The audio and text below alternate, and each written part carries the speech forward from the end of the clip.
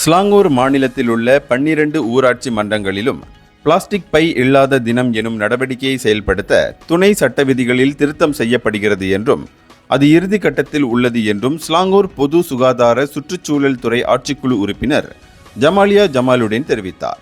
ஸ்லாங்கூர் மாநிலத்தில் பிளாஸ்டிக் பைகளால் ஏற்படும் தூய்மை கேடுகளை முறையாக தீர்ப்பதற்கு 3 அம்ச அணுகுமுறை மேற்கொள்ளப்படுகிறது என்று அவர் விவரித்தார்.